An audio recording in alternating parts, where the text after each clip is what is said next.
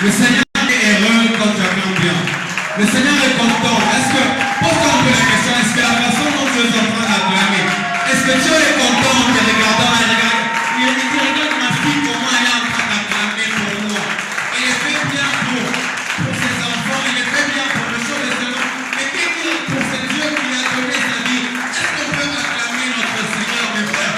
Mais pouvons-nous mieux acclamer le Seigneur? Est-ce qu'il y a des moments ici où on entend des millions de bien? Est-ce que les jeunes gens qui vont acclamer le roi des rois, acclamons le Seigneur? Que le Seigneur te bénisse. Mungu akubariki. Je disais ceci, Mungu akubariki. Je ne suis pas en train d'émonger quelqu'un, mais j'ai dit Mungu akubariki. Apprenons à dire Amen quand on est à la maison de Dieu. Amen signifie oui, tu confirmes la parole que Dieu est en train de dire. C'est comme une signature que tu mets. Alors ne sois pas calme, mais quand on dit que Dieu te bénisse, tu ne dis pas Amen. Et quand on dit que Dieu te maudit, tu dis oh, le frère Paul m'a maudit. Mais les bénédictions ne veulent pas. Alors apprenons à saisir les Amen. Les bénédictions de Jésus lui-même s'appelle l'Amen. Alors, nous bénissons le Seigneur pour la grâce qu'il nous fait encore ce soir de parler de sa part. Je dis merci à notre papa et je bénis aussi chacun de nous pour être de votre présence ici. Je suis certain que le Saint-Esprit va parler à quelqu'un ce soir. Je suis certain que le Saint-Esprit va parler à quelqu'un encore. Et merci pour sa présence. On va prier. Seigneur, merci. Merci pour ta présence, ô Dieu Tout-Puissant. Nous sommes que des instruments, enfin un canal par lequel tu peux passer, Seigneur Dieu de grâce. J'aimerais que je puisse diminuer de plus en plus, Seigneur, afin que toi tu puisses apparaître, ô Dieu de grâce. Tout ce que je peux prier pour mon frère, pour ma soeur, que tu donnes un cœur pour recevoir la parole de Dieu. Car il est écrit que la parole de Dieu est tombée sur une terre et les hommes sont venus arracher cela. La parole de Dieu est tombée, mais il y avait des épines, des ronces qui ont empêché que cette parole puisse produire le fruit. Mais je prie que la parole de ce soir va produire le fruit au nom puissant de Jésus. Je prie que le Saint-Esprit va convaincre le cœur au nom puissant de Jésus. J'ai ainsi prié. Amen. Amen. Et très vite, nous sommes en train de lire la parole de Dieu. Nous sommes dans Jean chapitre 9. Jean chapitre 9. Jean chapitre 9. J'espère que vous y êtes aussi. Jean chapitre 9, je commence au premier verset jusqu'au 4e. J'ai la parole du Seigneur, je suis dans la version Pain de vie. Là, il me dit, sur le chemin, Jésus voit un homme qui est aveugle depuis sa naissance. Les disciples de Jésus demandent, Maître, cet homme est aveugle depuis sa naissance. Donc, qui a péché, lui ou ses parents? Jésus répondit, ni lui, ni ses parents, mais puisqu'il est aveugle, on va reconnaître clairement que Dieu agit pour lui. Alléluia, tu peux te rasseoir. La version Louis II dit, c'est pour que la gloire de Dieu se manifeste. Alors mon petit thème de ce soir, je l'ai intitulé, pour que la gloire de Dieu se manifeste. Est-ce que tu peux m'aider à dire aux voisins, pour que la gloire de Dieu se manifeste? Pendant 2 secondes, tu deviens un prédicateur. Dis aux voisins que pour que la gloire de Dieu se manifeste. Dis-lui que tu es ici ce soir pour que la gloire de Dieu se manifeste. Alléluia. Mes frères, laisse-moi te dire ceci. Dieu ne fait rien au hasard. Il ne peut pas te faire sortir de chez toi et t'amener ici par hasard. Si il t'a amené ici, c'est pour un but. La chaise est coupable de même que la chaise est là pour être assise, toi aussi tu es ici pour que la gloire de Dieu se manifeste. Donne-moi un bon amen, frères et sœurs. C'est pour que la gloire de Dieu se manifeste. Bien, frères et sœurs, les choses de Dieu, ce sont des choses de gloire. C'est pourquoi on dit dans la maison de l'Éternel, tous se crient. Ah, ne me déçois pas, ne me déçois pas. Dans la maison de Dieu, tous se crient. Fais-le bien, c'est pour la gloire de Dieu. Dans la maison de Dieu, tous se crient. C'est la gloire de Dieu. Aujourd'hui, je suis certain que la gloire de Dieu va se manifester dans la vie d'une personne. Un jour où on vient suivre Jésus, il dit que Jésus était en train de passer sur le chemin et il voit un homme aveugle de naissance. Et quand Jésus voit cet homme aveugle de naissance, ses disciples vinrent lui poser cette question. Pourquoi cet homme est-il aveugle? Est-ce que c'est lui qui a péché? Est-ce que c'est ses parents qui ont péché? Mais j'aime bien la réponse de Jésus. C'est pour que la gloire de Dieu se manifeste. Ici, on se retrouve devant un homme qui est aveugle. Ce n'est pas un enfant aveugle, mais un homme. Ce qui veut dire que c'était une grande personne qui est aveugle. L'aveugle n'est pas une bonne situation. L'aveuglement n'est pas une bonne situation. L'aveuglement est une très très mauvaise chose pour l'Église. Pour une personne aveugle. Imaginez un peu quelqu'un qui est aveugle. Et vous voyez dans la Bible, la plupart des aveugles ont été réduits à une vie de mendicité. Lorsque tu es aveugle, tu ne sais pas avancer dans la vie. Lorsque tu es aveugle, tu es limité dans la vie. Lorsque tu es aveugle, tu ne sais pas voir les choses que Dieu a créées. Tu ne sais pas bénir Dieu. Tu ne sais pas adorer Dieu, tu es limité. Et cet homme était aveugle. N'étais-tu jamais posé la question si moi aussi j'étais aveugle? C'est pourquoi quand tu as les yeux comme ça, frère, bénis l'Éternel. Quand tu as les mains comme ça, on t'est acclamé. Frère, il y a des gens qui n'ont pas de main.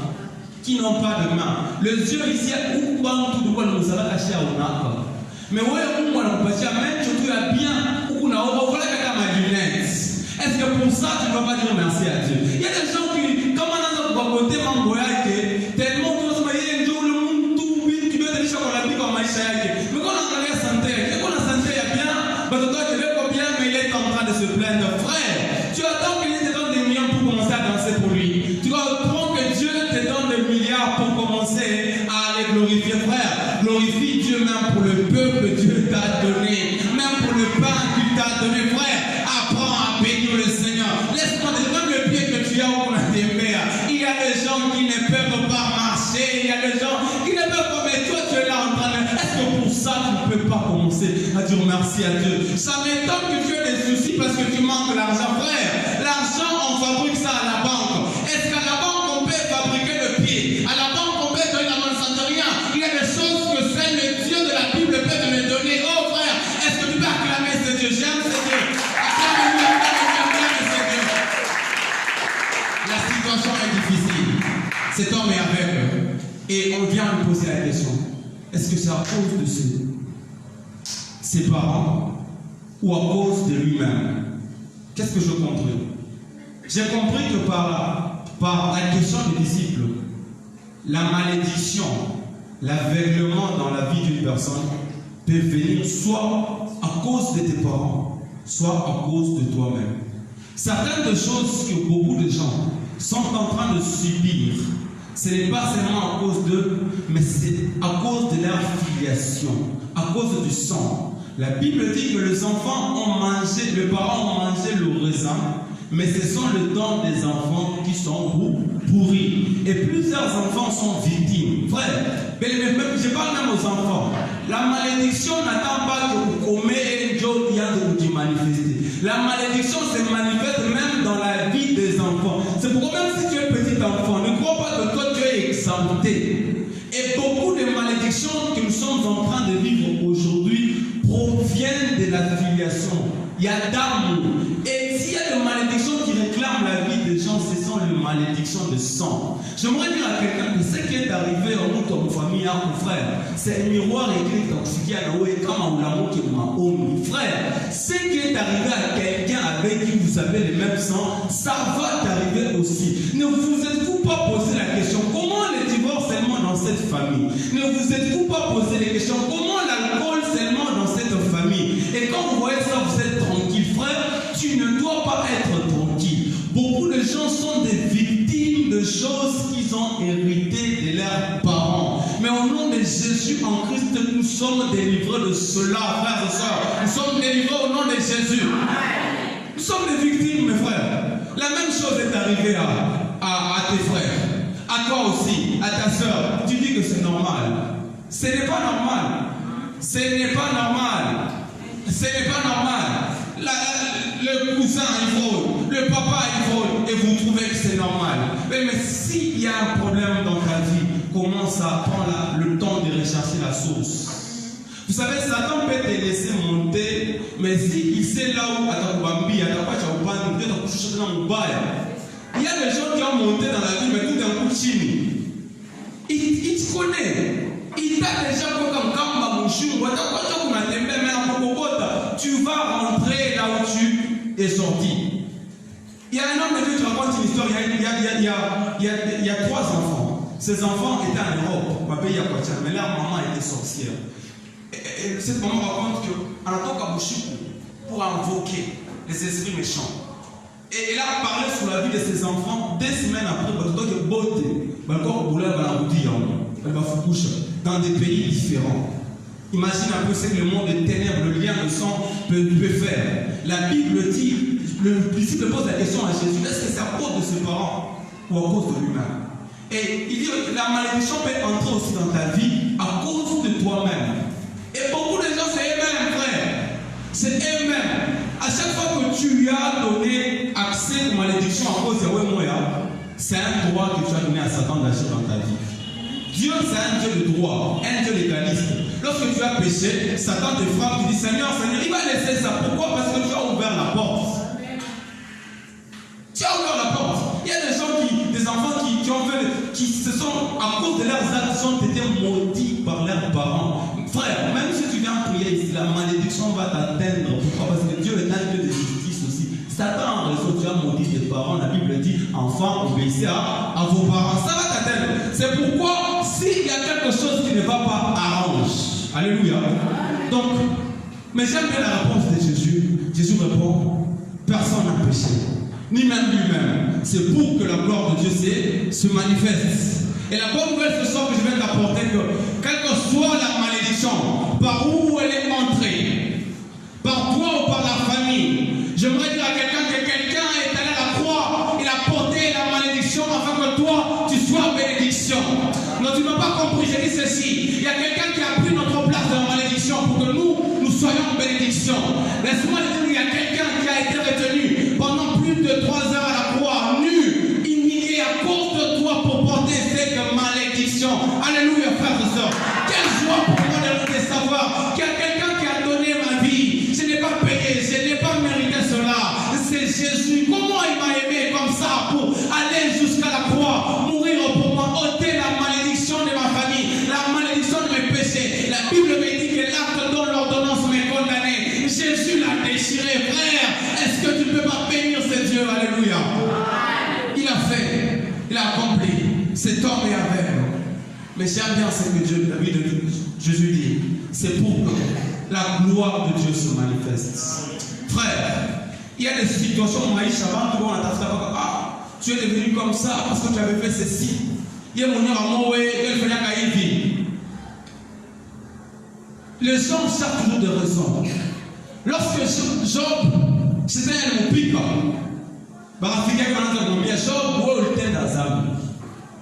tu as abandonné Dieu. Regarde, tu as fait ceci, tu as fait cela. Les hommes ont commencé à condamner Job. Les hommes ont commencé à justifier la raison pour laquelle Job était malade. Job a perdu tout ce qu'il avait. Les gens parlaient n'importe quoi. Mais lorsque Dieu lui-même a parlé de Job, il a dit à Satan, tu as vu mon serviteur Job. Un homme intègre, frères et sœurs.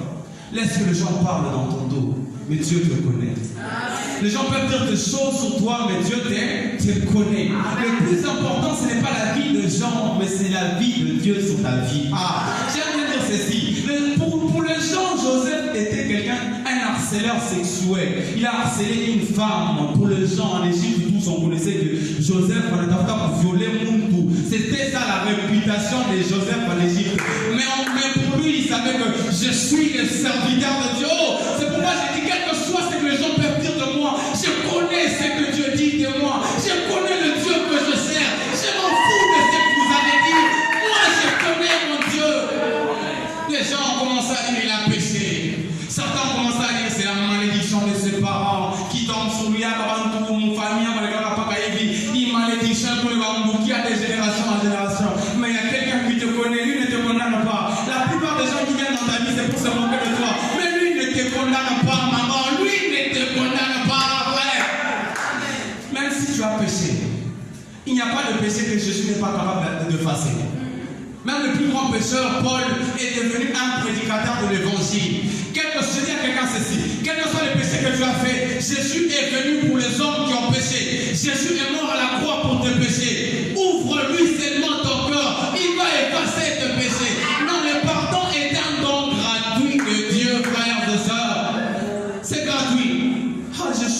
d'être chrétien. Ces choses, est-ce que le monde va me donner ça? Est-ce que, non. Est-ce que j'ai besoin d'avoir $1000 pour commencer à louer le Seigneur? Oh, j'ai besoin d'avoir de l'argent. Ça, est-ce que tu vas payer ça? Allez dans les hôpitaux. Il y a des gens qu'on achemine avec des avions en France pour aller les soigner. Mais moi ici, frère, Dieu me protège. Il veille sur moi. Je ne connais même pas le dernier jour où j'étais à l'hôpital. Je ne connais même pas. Est-ce que j'ai déjà été aussi dans un lit d'hôpital? Je ne sais plus. C'est Dieu qui le fait. Ça ne dépend pas des hommes. Frère, les gens commencent à dire cet homme est maudit. Cet homme est ceci. Cet homme est cela. Mais je connais. Job a dit, mes amis se moquent de moi. Mais le Dieu que j'invoque avec l'arme, frère. Les amis peuvent se moquer de toi, mais le Dieu que tu invoques avec l'arme, il te voit, frère. Il te voit, il est là. Il est là. Malgré la malédiction, il n'y a aucune malédiction que Jésus n'a pas portée. Malgré la malédiction, les paroles des hommes, Jésus n'a rien laissé. J'aime bien la dernière phrase de Jésus, il a dit, tout est accompli. Dans ma vie aussi, tout est accompli. C'est pourquoi je l'acclame, frère. Amen. Je suis heureux. Je suis heureux. Les gens se posent toujours des questions. Pourquoi ça dit comme ça? Vous savez, laisse-moi te dire ceci.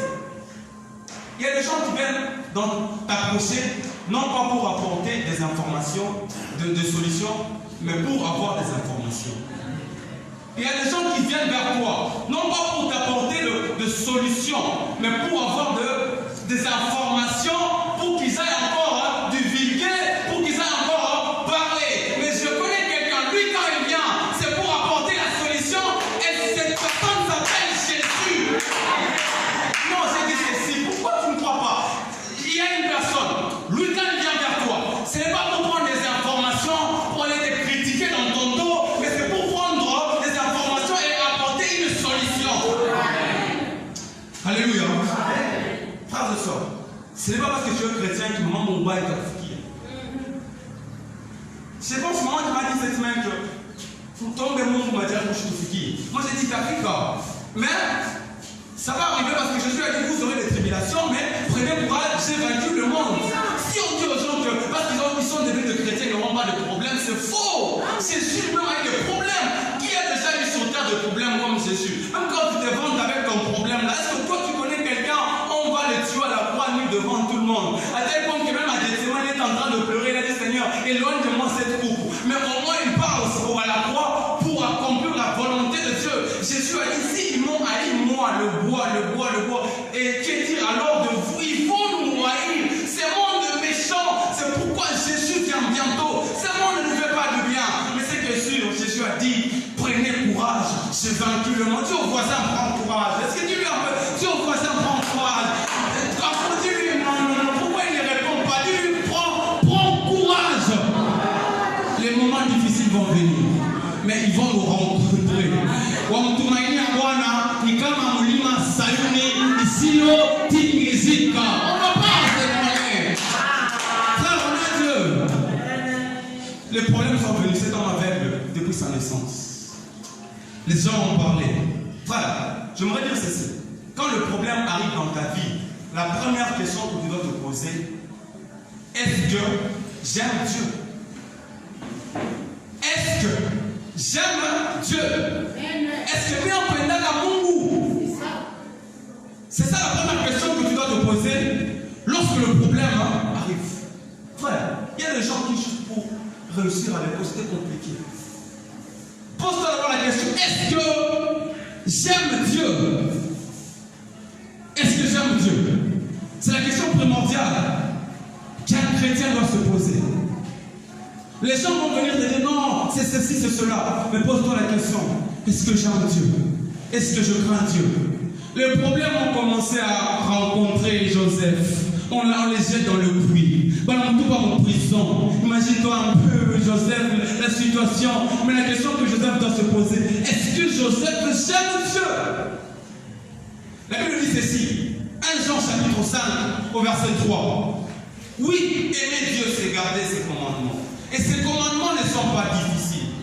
Aimer Dieu, frère, ce n'est pas chanter de chansons, mon meilleur ami, mais aimer Dieu, c'est garder ses commandements. Frère, il y a des chrétiens qui chantent, mais qui n'aiment pas Dieu, frère. On n'aime pas Dieu ce peuple m'honore de lèvres seulement, mais leur cœur est séparé de moi. Ah frère, est-ce que tu aimes Dieu, frère? Beaucoup de gens aiment Dieu seulement dans des slogans. Est-ce que vous aimez réellement Dieu? Aimer Dieu, c'est obéir à ses commandements. Et j'aime bien ce qu'elle me dit, que ces commandements ne sont pas pénibles, ne sont pas difficiles. Laisse-moi te dire ceci, si tu aimes Dieu réellement, obéir à Dieu pour toi ne sera pas difficile. Beaucoup de gens n'arrivent pas à craindre Dieu, pourquoi? Parce qu'ils n'aiment pas Dieu. Lorsque tu aimes quelqu'un, lui obéir devient une chose très facile. Lorsque tu aimes un mari, tu n'as pas besoin de t'obliger pour te soumettre à ses maris, mais directement que tu sais que c'est mon mari, je dois faire ce qu'il aime, frère. Aujourd'hui, beaucoup de gens se battent avec la vie chrétienne, la sanctification. Comment je vais marcher, frère? Vous vous battez parce que vous n'aimez pas Dieu. Celui qui aime Dieu, c'est une vie naturelle, frère. Ce n'est pas besoin de faire des efforts pour ne pas voler. Ce n'est pas besoin de faire des efforts pour ne pas mentir. J'aime ce Dieu, c'est naturel, frère. La Bible dit que ceux qui aiment Dieu, Père, c'est que le commandement de Dieu pour eux, ce n'est pas difficile. Quand on dit à une personne, il y a des gens pour eux, c'est impossible de rester jusqu'à cet âge sans avoir de rapport sexuel. Il y a des gens pour qui c'est impossible pour eux de vivre jusqu'à cet âge sans boire l'alcool, frère. Lorsque tu aimes Dieu, c'est tellement facile. Je te dis, c'est tellement facile. C'est une vie de chaque jour. C'est une vie, frère. Est-ce qu'il y a quelqu'un qui aime Dieu ici? Est-ce qu'il y a un jeune homme qui aime Dieu, frère? Les historiens disent que Potiphar était la femme la plus belle de l'Orient, à tel point qu'on chantait sa beauté dans tout l'Orient. Mais lorsque Potiphar, elle commence à faire des avances à un homme qui s'appelle Joseph, il dit, viens coucher avec moi. Joseph lui regarde et dit, comment je peux commettre un si grand mal contre mon Dieu, moi? Non, Joseph a refusé. Pourquoi? Parce qu'il aimait Dieu. Il a perdu les avantages, je m'en fous, frère. Quand tu aimes Dieu, même dans les épreuves, tu ne perds pas de joie. Tu es tranquille parce que tu aimes Dieu. Même quand c'est difficile dans les épreuves, parce que tu aimes Dieu, tu as une certaine tranquillité. Tu n'as pas d'argent, mais tu as la paix. Pourquoi? Parce que tu aimes Dieu. Tu n'as pas de millions, mais tu danses pour le Seigneur. Parce que tu aimes le Seigneur, frère. Est-ce qu'il y a un amour de Dieu qui me donne un bon amen ici? Frère, j'aime Dieu. Même quand je suis seul seulement avec la femme de Potiphar, personne ne va me voir. J'aime Dieu, je ne veux pas coucher parce que j'aime Dieu, frère. Amen. Si tu n'aimes pas Dieu, on va te pousser toujours. Arrête de faire ça, arrête de faire ça. Si tu n'aimes pas Dieu, tu vas les faire. Tu vas les faire. Beaucoup de gens ont abandonné Dieu à cause des circonstances difficiles. Frère, l'apôtre Paul dit, qui me séparera de l'amour de Dieu? J'aime ce qu'il dit, qui me séparera de l'amour de Dieu? Lorsqu'il commence à citer les choses, il dit la faim, l'angoisse. Il cite des mauvaises choses, frère. Ce n'est pas des bonnes choses, il cite des mauvaises choses. Ton amour pour Dieu est prouvé pendant le moment difficile. C'est pendant le moment difficile que ton amour pour Dieu est prouvé, frère. C'est facile pour toi lorsque tu viens avec un témoignage ici, tu danses, oh Dieu, tu as vu, tu m'as dit, c'est très facile. Lorsque tu as réussi avec le sifflet, danser pour les ténèbres, frère. Mais quand ça devient compliqué, à la maison, il n'y a même pas à manger, tu as laissé le problème de maladie et venir ici célébrer, vous croyez que c'est facile, hein? Là, il faut aimer Dieu. Là, il faut être un jour et dire, même si mes os sont consumés, je sais que mon Rédempteur s'élèvera même le dernier. Aujourd'hui, il y a des gens qui sont dans l'église, mais des soucis comme ça. Soucis pourquoi? Parce que je ne suis pas marié. Soucis pourquoi? Parce que je manque de l'argent. Soucis parce que je n'ai pas du travail. Non. Ma joie ne vient pas des circonstances, mais ma joie vient de Dieu, frère. Il y a une foi qu'on ne peut pas m'arracher. La joie vient de l'Éternel. Alléluia. Il y a cette joie. Même dans le moment difficile, je chante pour l'Éternel. C'est pourquoi quand je viens ici, je danse pour Dieu comme s'il n'y a personne. Je vais danser pour l'Éternel. Parce que ça va au-delà de mes efforts. Je vis par la grâce. L'Église dit que aimer Dieu, c'est obéir à ses commandements. Et ses commandements, ce n'est pas payé. Est-ce que tu aimes Dieu? Je vais aller très vite. Lorsque maintenant vous lisez, vous passez par le moment difficile, prenez votre Bible, allez dans Romains chapitre 8, au verset 28. Vous allez voir. La Bible dit, toutes choses concourent au bien de ceux qui aiment Dieu. Toutes choses, ma soeur, concourent au bien de ceux qui aiment Dieu. Frère, si tu vis dans le péché, les choses ne concourent pas à ton bien.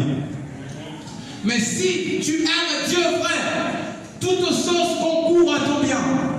Même les moments difficiles par lesquels tu es en train de passer, ça concourt à ton bien, à ton bien. Même les difficultés que tu traverses, les gens vont commencer à te dire, regarde comment ta vie est devenue. Les gens commencent à parler sur ton dos, mais tu lis ta Bible, tu regardes, toutes choses concourent au bien de ceux qui aiment Dieu. Amen. Concourent au bien de ceux qui aiment Dieu. Les gens vont commencer à te dire, vole aussi comme les autres dans l'entreprise. Moi je dis, moi je ne veux pas voler. Ils vont commencer à te dire, oh, t'as ne faut pas cailler. Oui, t'as ne faut pas cailler, mais na Yesu. Oui, ou t'as ne faut pas. Oui, je vais mourir comme ça avec Jésus. Ça me réjouit les gens. Toutes choses concourent au bien de ceux qui aiment Dieu. Frère, ne te pose pas des questions sur ton mariage, ça va se passer comment, est-ce qu'on va me marier, est-ce que je vais avoir du travail. Si aujourd'hui tu n'as pas du travail, c'est parce que toutes choses concourent à ton bien. Tu ne sais pas ce que Dieu est en train de préparer pour t'amener dans l'emploi que lui-même a choisi. Il y a des échecs qui ne sont pas des échecs, qui sont des échecs seulement pour toi. Mais pour Dieu, ce ne sont pas des échecs. Pour Dieu, ce sont des escaliers qui t'amènent à accomplir la vision pour laquelle Dieu t'a appelé, frère. Frère, toutes choses concourent au bien de ceux qui aiment Dieu.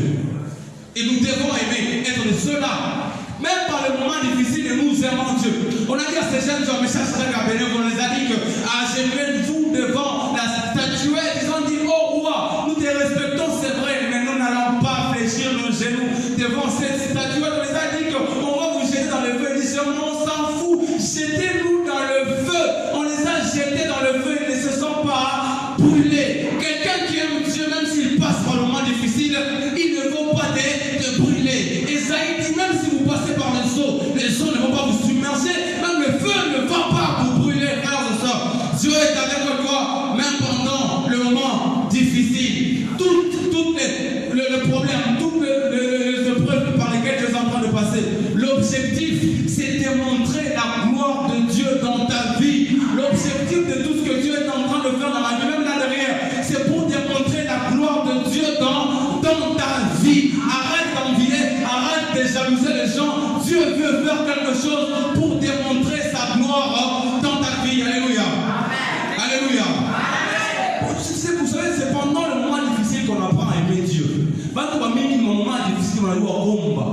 Sur la Bible, c'est pendant les moments difficiles. Mais toi, tu ne peux pas passer par des moments là. Tu veux que ça soit bien, mes frères. À tout notre boulot, nous sommes dans les choses de Dieu. Il y a des étapes après étapes, frères et sœurs. C'est dans des moments difficiles que j'apprends à lire la Bible. J'apprends à prier. J'apprends à louer le Seigneur. J'apprends à danser, frères et sœurs. C'est pourquoi même quand Dieu veut me bénir, ça ne va pas me surprendre. Je continuerai à le faire parce que Dieu m'a appris à le faire dans le moment difficile. Donne-moi un bon amen.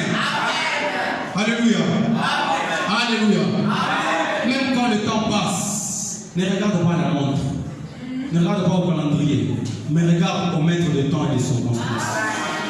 Je dis ceci. Même quand le temps passe, cet homme était vieux déjà. Ne regarde pas à la montre. Mais regarde au maître de temps et des circonstances. Les gens vont te mettre de pression par rapport au temps. Mais toi, regarde à Dieu. Toi, regarde à Dieu. Nous devons être ceux-là qui regardent à Dieu. Et je vais très vite. La Bible dit que, au verset 1er, que Jésus était en train de passer. Et quand Jésus passait, la Bible dit que Jésus vit cet homme aveugle. Jésus a vu cet homme aveugle. J'aime une chose. Ce n'est pas cet homme aveugle qui a vu Jésus, mais c'est Jésus qui a vu cet homme aveugle. Je disais ceci. Ce n'est pas cet homme qui a vu Jésus, mais c'est Jésus qui a vu cet homme aveugle. Alors on retient ceci. Mes frères, quel que soit le moment difficile par lequel tu es en train de passer, Dieu te voit. Dieu te voit. Dieu te voit. Toi continue à prier. Toi continue à chercher Dieu. Continue à rester à genoux. Dieu te voit. Jésus était en train de passer sur le chemin. Jésus a vu cet homme aveugle. Aveugle de naissance. Méprisé de tout le monde. Mais Jésus l'a vu, frères et sœurs. Lorsque Dieu te regarde, il ne regarde pas par rapport aux apparences. Il ne regarde pas par rapport à ton habillement. Il regarde par rapport à ce qu'il